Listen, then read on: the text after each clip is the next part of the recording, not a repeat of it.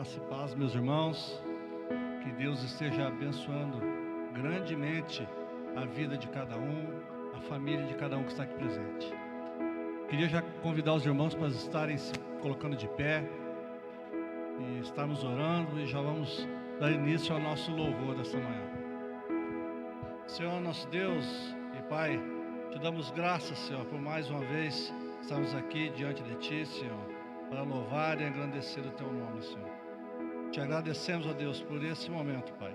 Pedimos a Ti, Senhor, que o Senhor abençoe a cada pessoa que está aqui hoje, Senhor. Que o Senhor abençoe, Senhor, a cada família aqui representada, Senhor.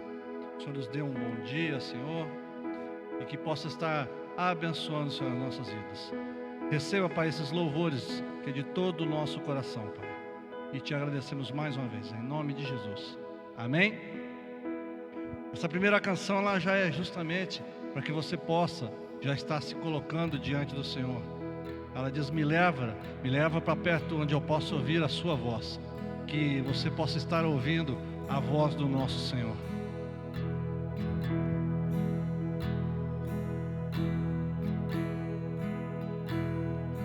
Meu Jesus,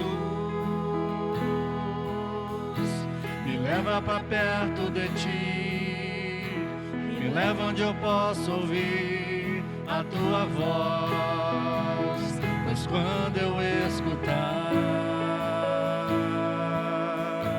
de todo o coração obedecerei.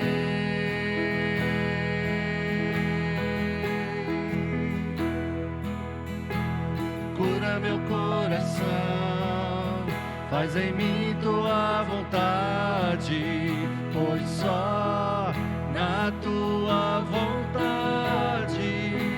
eu posso me completar.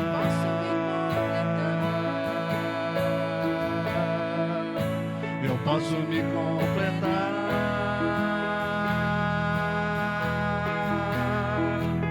Me leva onde eu posso ouvir Tua voz. Me leva onde eu posso ouvir Tua voz. Me leva onde eu posso ouvir Tua voz. Aos Teus pés.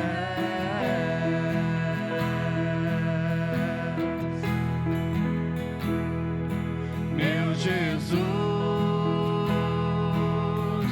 me leva para perto de Ti, me leva onde eu possa ouvir a Tua voz, pois quando eu escutar de todo o coração obedecerei.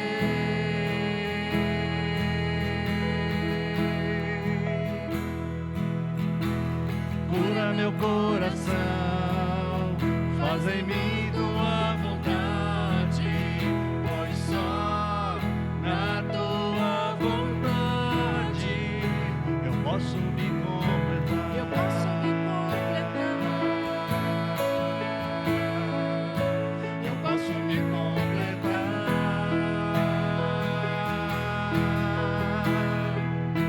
Me leva onde eu possa ouvir Tua voz.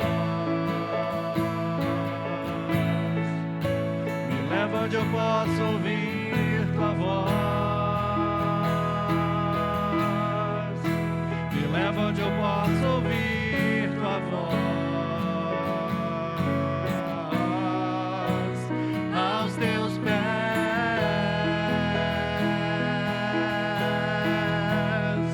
Me leva onde eu possa ouvir Tua voz. Me leva onde eu possa ouvir Tua voz. Me leva onde eu possa ouvir Tua voz.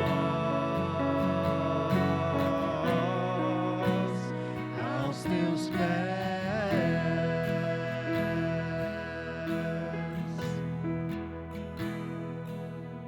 Que essa próxima canção você se entregue realmente ao Senhor, que você possa realmente navegar no oceano do Espírito do nosso Deus.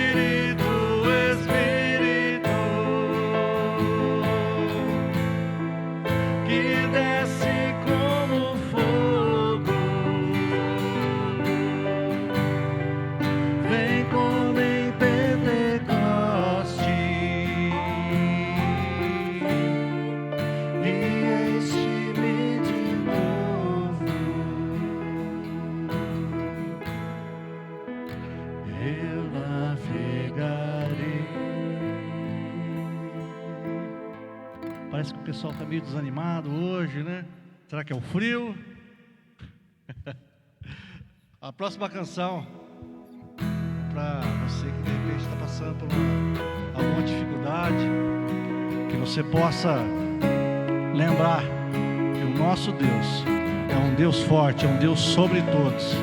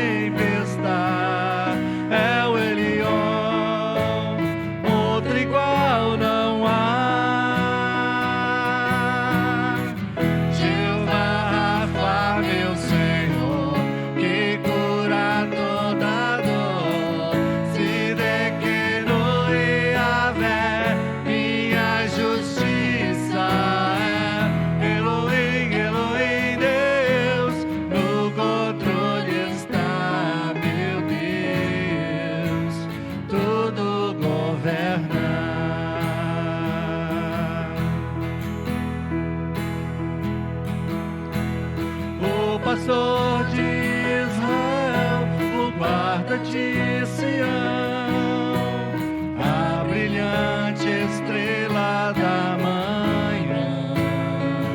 Jesus, teu nome é precioso, meu Senhor e Cristo, o nome sobre todos pelo qual existo. Deus da minha provisão, Shalom, o Senhor é a minha paz. Chamar, Deus presente sempre está, é o Elion, outro igual não há. Jeová Rafa, meu Senhor, que cura toda dor. Se dequeno e Yahvé, minha justiça é. Elohim, Elohim, Deus, no controle está, meu Deus, tudo governa. Jeová Rafa, meu Senhor, que cura toda dor. Se dequeno e Yahvé, minha justiça é. Elohim, Elohim, Deus, no controle está, meu Deus, tudo governa. Eu queria que só a igreja cantasse esse refrão mais uma vez. Jeová,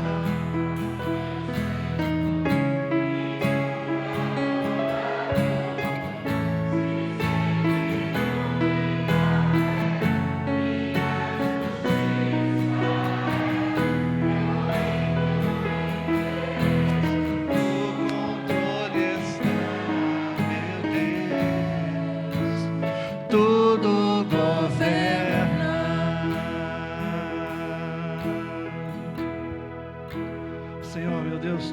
agradecemos, ó Deus, mais uma vez, por esse momento que temos, ó Deus, enquanto muitos não o têm, Senhor.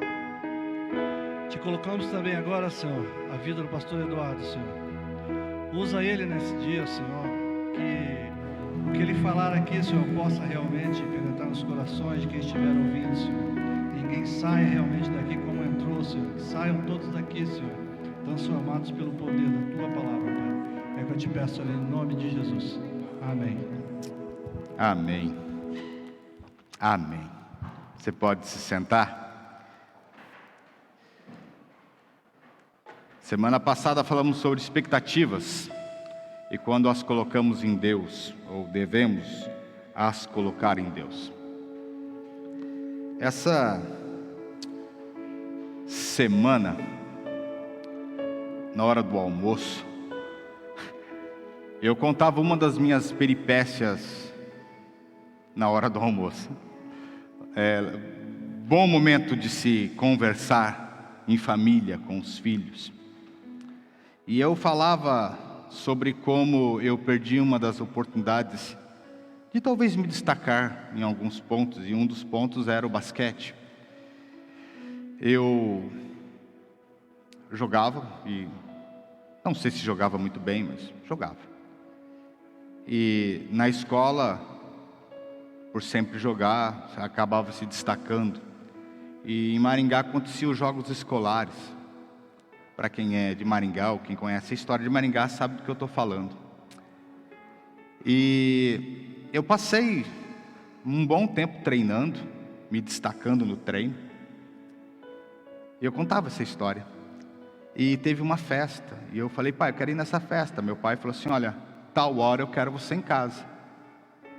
E eu, como um bom adolescente, com a cabeça sempre no seu devido lugar, o juízo sempre perfeito, cheguei 4 horas depois do horário marcado. O que passou na minha mente? Meu pai vai me dar uma bronca, talvez me corrija fisicamente. Acabou. Meu pai olhou para mim e disse assim, isso são horas? Pensei em responder, mas a minha mente estava no jogo e eu fiquei quieto. E ele falou assim, depois conversamos. Aí eu já pensei, vai ter toda aquela ladainha, vai falar comigo durante 3 horas, eu vou ficar escutando e as coisas vão se resolver. E a conversa não veio. E eu fiquei cheio estranho, falei, nossa, será que meu pai esqueceu? Será que está ficando senil já? Posso fazer as coisas do jeito que eu quero? Peguei a minha bola de basquete, coloquei na minha mochila, coloquei meu tênis, minha bermuda, minha camiseta e comecei a me direcionar para o treino. Meu pai chegou em casa, olhou para mim e falou assim, onde você vai? Eu vou para o treino. Que treino? O treino de basquete. Hoje o professor vai fechar o time para o campeonato. Ele, você treina basquete? Falei, pai, é sério, eu tenho que ir. Ele, não, talvez daqui 4 horas eu deixe você ir. Resultado, perdi minha vaga, perdi a bolsa de estudo e perdi um monte de coisa. E eu escutei lá da sala, a pessoa que nos ajuda em casa, a Cleusa, falou assim, e hoje é pastor. E eu comecei a rir na minha mente. Porque às vezes, nós não conseguimos entender os percursos de Deus, e Ele faz. Eu fiquei me imaginando hoje como um atleta. Eu tenho a idade do Oscar, exatamente. Sabe onde eu me imaginei, né? Olimpíadas. Você consegue imaginar isso? Todo aquele poderio de atletas mostrando o que é. Mas depois disso a minha mente voltou para o que eu queria realmente ser. Os meninos brincaram comigo lá, porque eu queria ser físico. E aí quando eles falaram isso, a minha mente veio a mesma voz, e hoje é pastor. O que Deus está fazendo com a gente? Você consegue imaginar no percurso da tua história o que Ele está fazendo? Depois disso, eu fiquei na minha mente, eu acho que você também faz isso. Eu fiquei indo e voltando à memória, sabe? De um menino revoltado por nada. Tinha suas questões psicológicas, mas tá bom. Era o rebelde sem causa, aonde a parte de desonra aos pais aconteceu, e entre outras coisas. E ele me trouxe até aqui, e até aqui ele tem me ajudado, como ele te trouxe até aqui, e até aqui ele tem ajudado. Eu fiquei pensando muito nisso, sobre perspectivas, sobre bênçãos, e sobre inúmeras coisas que têm acontecido conosco, em meio a todo esse caos. E se a gente começar a falar de caos, a gente começa a pensar em como o mundo está. Não é isso? É pandemia, é Afeganistão agora acontecendo toda aquela tomada de poder, onde pessoas vão sofrer. Não são só cristãos que vão sofrer. Se você olhar as mulheres daquele lugar, como elas vão sofrer daqui em diante. Aí você olha para o Haiti, mais um terremoto, e aí você fala: Deus, mais um terremoto no Haiti, ele nem se recuperou do primeiro, mais um. Venezuela, com essa chuva que deu agora, a cidade de Merida acabou. Sabe o que é acabar com uma cidade inteira por causa de chuva? Aí você fala: Deus, mas já não basta a situação que aquele povo está vivendo. Ou melhor, se pararmos para ver a nossa situação, e com as coisas que nos vêm acontecendo, e talvez quando acontece algo a gente fala: Deus, mas já não basta o que está acontecendo. Deus, já não basta um ano de pandemia, veio frio, e um frio intenso, e agora um pouquinho mais de frio, e depois começa o calor escaldante. Aí quando começa o calor a gente fala: como era bom o frio. Não é assim. O que Deus tem feito, como Ele tem agido, vou te falar uma coisa: Ele tem agido muito bem, porque Ele é Deus, Ele sabe o que está fazendo. Para falar um pouco sobre esse Deus que não para de agir, também não fica em silêncio, eu queria convidar você a abrir a sua Bíblia no Salmo 126. Abra ela. Salmo 126.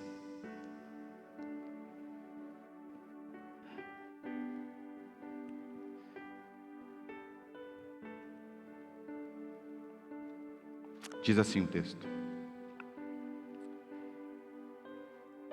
Quando o Senhor restaurou a sorte de Sião, ficamos como quem sonha. Então a nossa boca se encheu de riso, e a nossa língua de júbilo. Então entre as nações se dizia dessa forma: grandes coisas o Senhor tem feito por eles. Com efeito, grandes coisas o Senhor tem feito por nós, e por isso nós estamos alegres. Restaura então, Senhor, a nossa sorte, como as torrentes do Negueb. Os que com lágrimas semeiam, com júbilo ceifarão. Quem sai andando e chorando enquanto semeia, voltará com júbilo, trazendo os seus feixes. Amém. Abaixe sua cabeça, vamos orar. Pai, estamos diante do Senhor e lemos a sua palavra, e esse texto por si só fala ao nosso coração o que o Senhor tem tratado sobre as nossas vidas. Pai, queremos colocar as nossas vidas diante do teu altar, para que o Senhor ministre nos nossos corações. Pai, e diante do teu altar, nós queremos colocar a vida das pessoas a qual já citamos. É o Senhor quem pode visitar o Afeganistão, sobre aquelas vidas. É o Senhor quem pode vir sobre o Haiti, sobre aquelas vidas, sobre a Venezuela, a cidade de Merida e aquelas vidas. É o Senhor quem pode visitar enlutados. É o Senhor quem pode visitar enfermos. É o Senhor quem visita a Fernanda no seu tratamento e a sua família. É o Senhor quem age no meio da história e não fica em silêncio. Então vem sobre nós e abra o nosso entendimento, em nome de Jesus. Amém e amém. Esse salmo não é um salmo de Davi. Ele ele entra nos salmos de cântico de romagem. Mas o que é esse cântico de romagem? Para quem não sabe, o povo de Israel foi um povo que passou por diversos exílios. Deus os corrigiu assim. E esses textos eram escritos, eram músicas. E para quem conhece um pouco a língua hebraica já tem a sua melodia por si só. É por isso que se você pegar um vídeo daqueles homens no Muro das Lamentações, você vai ver que eles sempre têm um ritmo. É porque o hebraico traz essa melodia rítmica quando se é pronunciado. É por isso que talvez o texto bíblico fala que a fé vem do ouvir. E ouvir a palavra de Deus é como uma boa melodia, com um bom ritmo que inunda o coração e dali não se sai como uma boa música. Então, boa parte do exílio, essas músicas eram escritas, esses textos eram escritos, e algumas vezes os algozes do povo de Israel falavam assim: cante uma de suas canções, porque era gostoso de ouvir. Talvez quando é transliterada para o português, ela perde, e com certeza ela perde toda a sua melodia, mas o texto em si, a mensagem do texto é extremamente poderosa. Você consegue imaginar a cena, no meio do povo babilônio, talvez numa transição com Ataxerxes, o povo passando a pisar lama e junco para fazer tijolos, para construir grandes zigurates, grandes templos para outros deuses. Aí chega o algoz e fala assim: cante uma das suas músicas para mim. Eu quero ouvir uma das suas canções maravilhosas sobre quem é esse seu Deus, que te deixa pisar em junco e terra para fazer o templo do meu Deus. E eles começam a cantar falando o Salmo 126 e talvez a melhor palavra é quando o Senhor restaurou.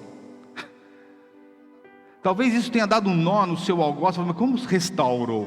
Que sorte você tem, escravo. Que sorte, qual é a sorte? Mas aí está o momento maravilhoso aonde Deus trabalha.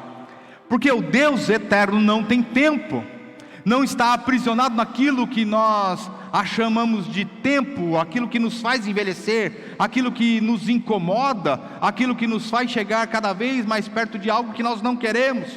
O tempo talvez venha nos escravizar, e aí talvez seja a hora de nós cantarmos exatamente isso. Quando o Senhor restaurou a nossa sorte, ficamos como quem sonha. É como se nós disséssemos para o tempo hoje: ei, tempo, acabou. Mas talvez você, pastor, que loucura é essa? Não há loucura. João 3,16 diz exatamente assim: porque Deus amou o mundo de tal maneira que deu seu único Filho, para que todo aquele que nele crê não pereça, mas tenha vida eterna. Você está entendendo como Deus restaurou a nossa sorte? Você consegue entender que dá para nós chegarmos ao tempo, por mais idosos ou por mais novos que somos, e falar assim: ei, Ele já restaurou, Ele já me colocou ao plano original, Ele já me transformou novamente em imagem e semelhança, porque Cristo hoje habita em mim e não há mais o que se possa fazer. E o tempo que temos aqui, seja muitos anos ou poucos anos, é o tempo certo. Se olharmos a nossa vida cotidiana, de frente a alguém que está acamado e que se vai, ou que se vai por algum motivo, nós sempre olhamos e falamos assim: nossa, quanto tempo, né? Pouco tempo de vida. Ou às vezes olhamos e falamos assim: nossa, eu queria que ter essa pessoa mais tempo comigo. Eu sempre paro e penso assim: para nós que queremos, é sempre pouco tempo. Para as pessoas enfermas, com dificuldades, é sempre muito tempo. Mas para Deus, é sempre o tempo. É o tempo certo. Deus tem agido na nossa história de uma forma linda e maravilhosa. E é por isso que daí o texto fala de alegria. Aí a nossa boca se encheu de riso. Você consegue imaginar essa cena? O cara com lama até o tornozelo, pisando e rindo. Talvez rindo e falando assim: nossa, a gente vai fazer esse tijolinho, vai construir seus zigurates, mas isso não consegue contemplar quem é o meu Deus. E ele continua pisando. E ele continua tendo na sua mente que isso é só um determinado, é um lapso temporal, onde talvez as dificuldades apresentam, mas elas serão rompidas. E é por isso que falar dessa empolgante alegria que esses homens têm ao fazer isso, chega a ser incomensurável à nossa mente. Não dá para entender o que esses caras têm. E olha que se tem um povo para reclamar, é judeu. Eles gostam. É uma coisa deles. Nós temos um livro na Bíblia que é só de reclamação. Lamentações de Jeremias. Mostra muito claro que os homens são assim. Nós, eu e você somos assim. Mas quando temos a nossa consciência voltada, ou a nossa perspectiva em Deus, talvez a boca possa se encher de riso e brotar em nós uma alegria que não é nossa. Brotar aqui dentro a perspectiva de uma alegria que talvez não seja consistente com o mundo lá fora. Você vê que por mais que Deus tenha feito algumas coisas, ou permitido algumas coisas, Ele tem olhado para o seu povo e restaurado a sorte. Estava conversando agora de manhã com um pastor amigo meu. Ele está com Covid. Ele tem as suas comorbidades. É um caso preocupante. Eu gosto muito da vida dele, amo muito a vida dele. É o pastor que está em Nova Londrina. Ele está agora internado no Bom Samaritano. E eu conversando com ele de manhã, eu falei: cara, eu lembrei de você agora. Como você está? Ele falou: Deus está trabalhando. Eu falei: então é isso. Porque quando homens trabalham, contra governos trabalham, contra as coisas físicas trabalham, isso é corruptível, se acaba. Quando colocamos a nossa esperança, as nossas perspectivas em tudo isso, elas se acabam. É isso. Mas quando Deus restaura, é impossível destruir.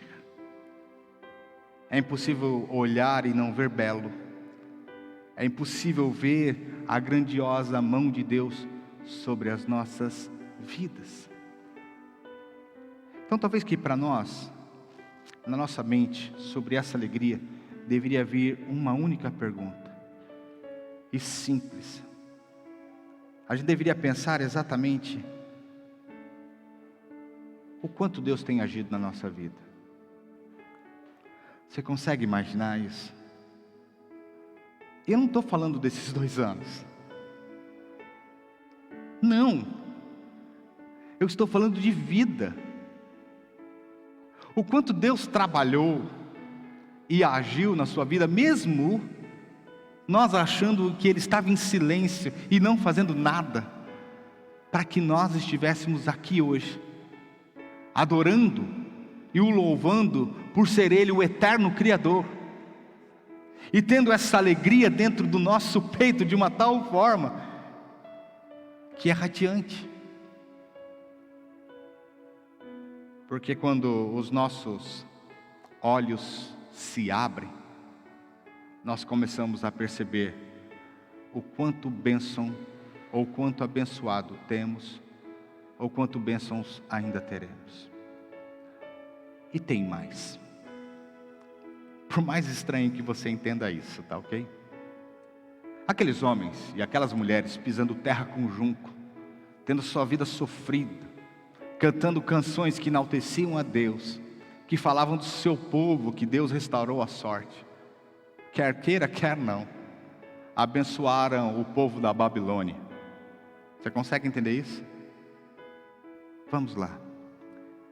Sem a escravidão dos judeus naquela época, muitos dos tijolos não teriam sido feitos, muitos dos grandes templos não teriam sido feitos, muitas pessoas que estavam ao redor delas não teriam ouvido falar do Deus Todo-Poderoso e teriam sido abençoados.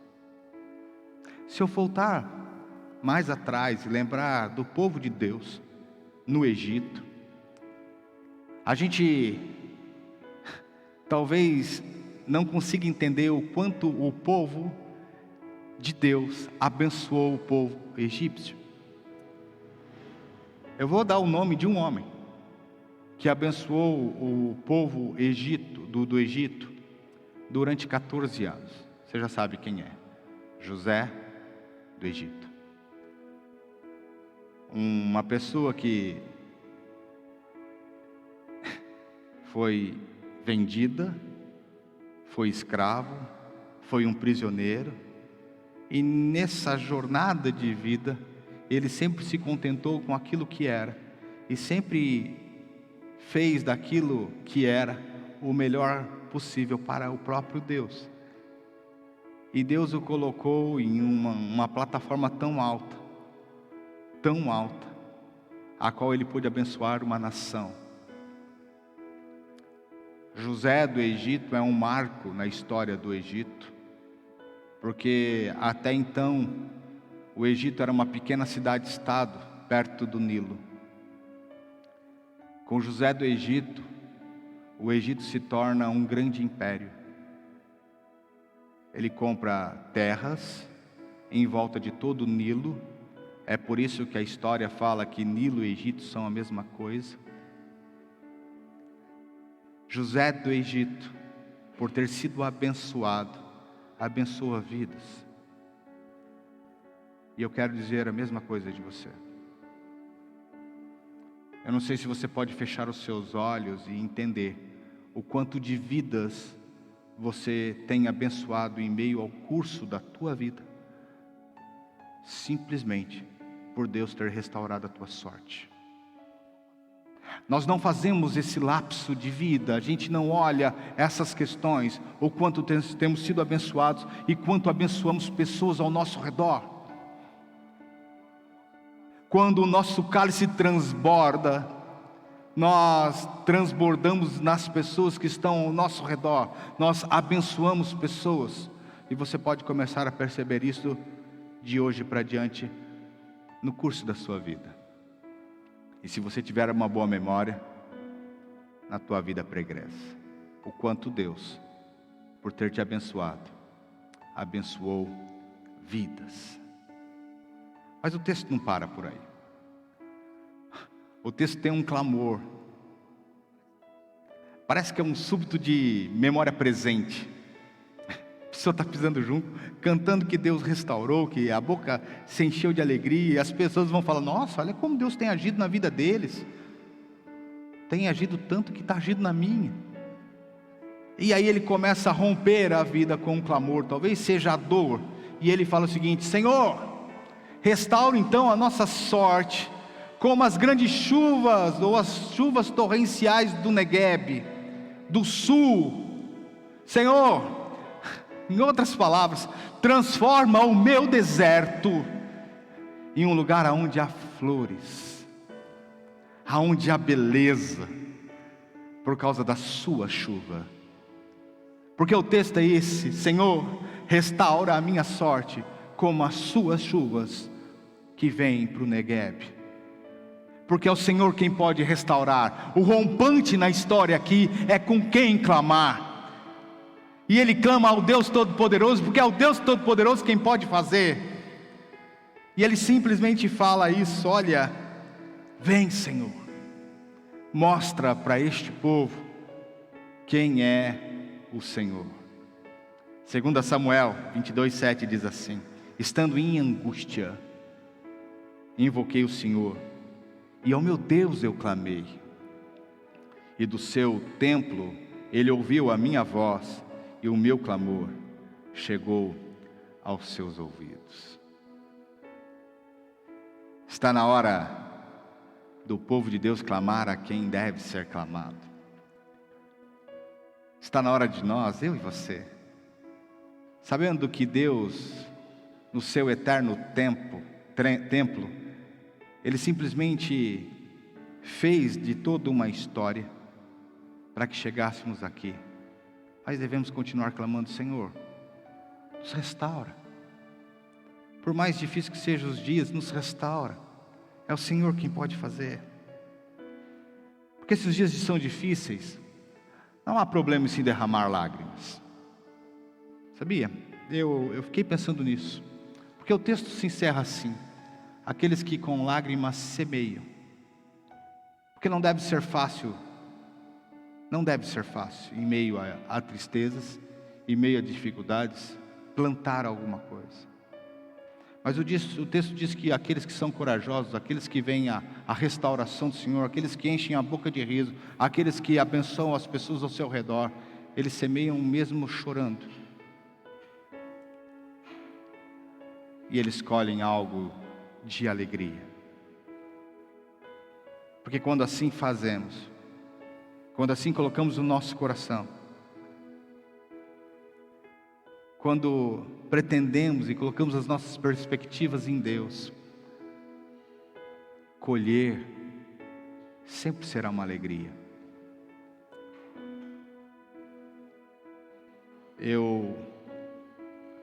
Esses dias atrás, levei os meus filhos para colher milho.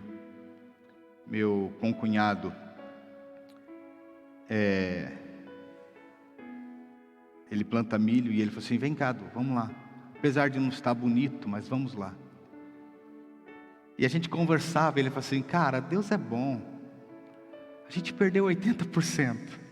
Mas Deus é bom, cara. Olha, tem milho. Tem milho, tá ótimo. Olha que bênção.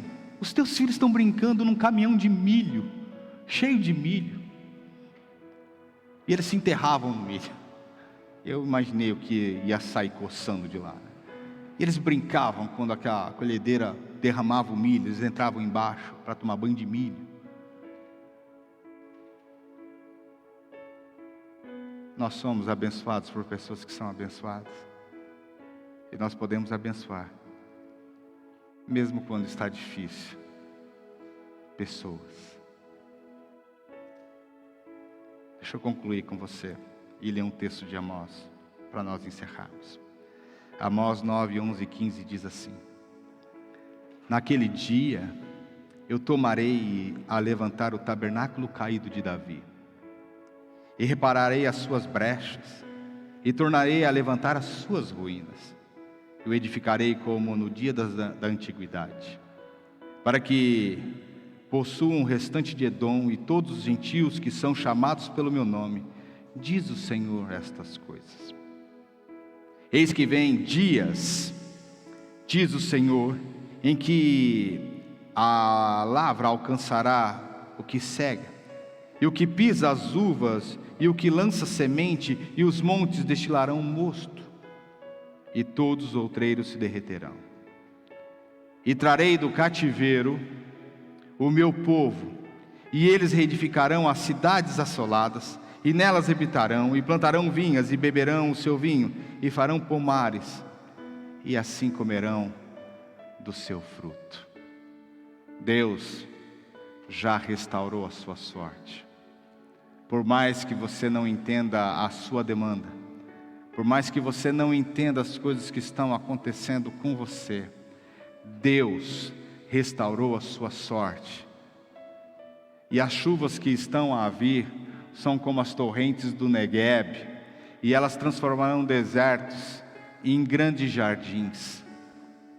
Porque esse é o Deus, esse é o nosso Deus a quem cantamos, o Deus de provisão, o Deus de paz, o Deus de cura, o Deus de justiça. Talvez na música tenha se esquecido o El Shaddai, o grande Deus Todo-Poderoso. É esse Deus que, quando escreve a história, ninguém ousa interferir, porque Ele é Deus. É Ele quem reduziu o Egito, o Império Egito, nas mãos dos seus escravos. É Ele quem fez do coração de um rei olhar para um copeiro e deixar que uma nação inteira fosse reconstruída. É esse Deus que enviou o seu único filho para que morresse por mim e por você, para que as nossas vidas tivessem um sentido, o sentido de viver e adorá-lo. É esse Deus que nos criou para o louvor da sua glória, e por isso nós estamos alegres. E não há alegria mais contagiante do que essa, em saber que Deus nos salvou, e por isso estamos aqui. Amém? Eu quero orar com você. Se levante. Eu não sei qual tem sido o teu revés. Sinceramente, eu não sei o qual tem sido a sua angústia. Eu não sei qual a sua demanda de vida, mas o Eterno sabe. E talvez você não tente compreender, ou talvez você compreenda. Ele se preocupa com a sua vida.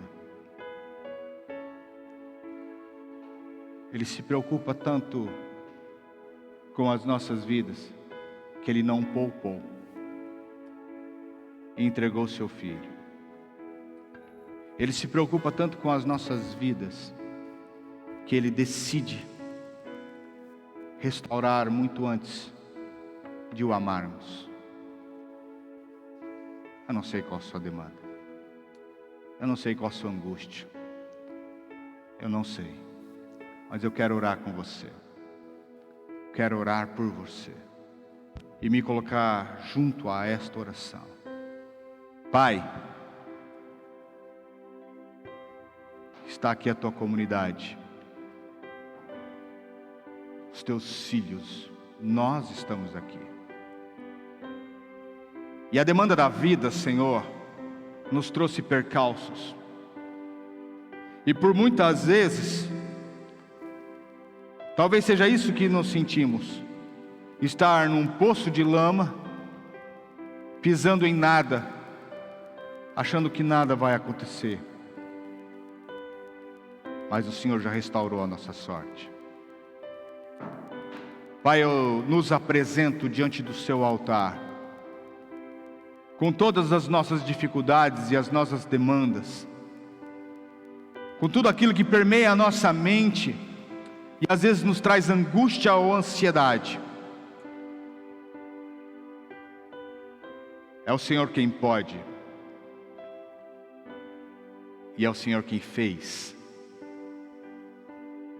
E nós hoje estamos com a nossa boca cheia de riso. E hoje, Senhor, no meio de um caos, no meio de um turbilhão de coisas acontecendo, nós estamos hoje aqui declarando que o Senhor restaurou a nossa sorte.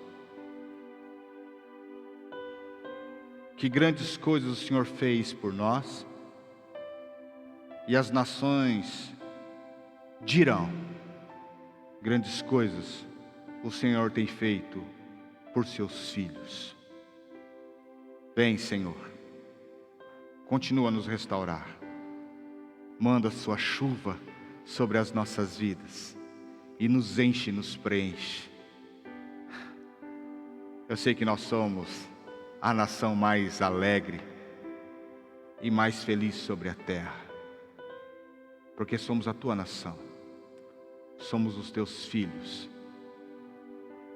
Vem, Pai, e toca no nosso coração, em nome de Jesus. Amém e amém. Vamos cantar.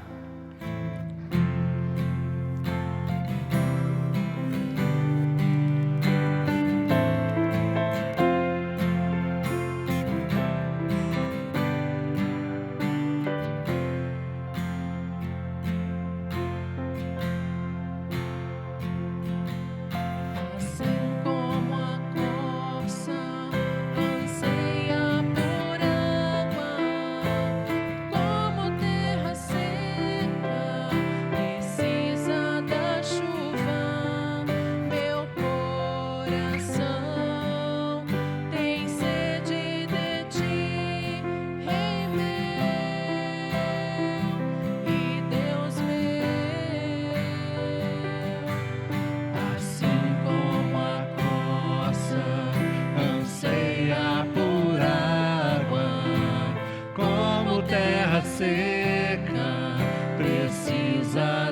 chuva, meu coração tem sede de ti, Rei meu e Deus meu. Faz chover,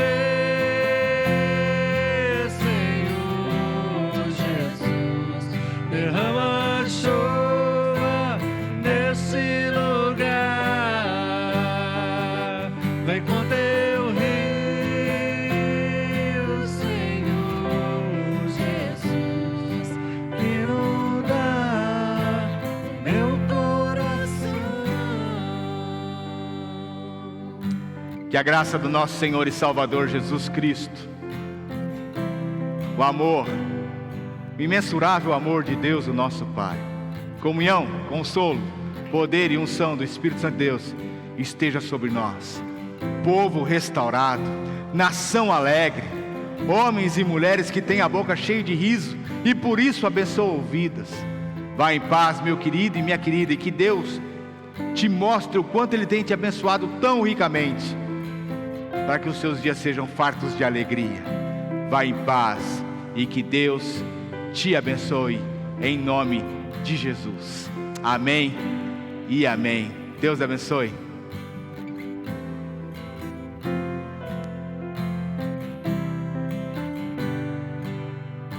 Assim como a corça anseia por água, como terra seca precisa da chuva,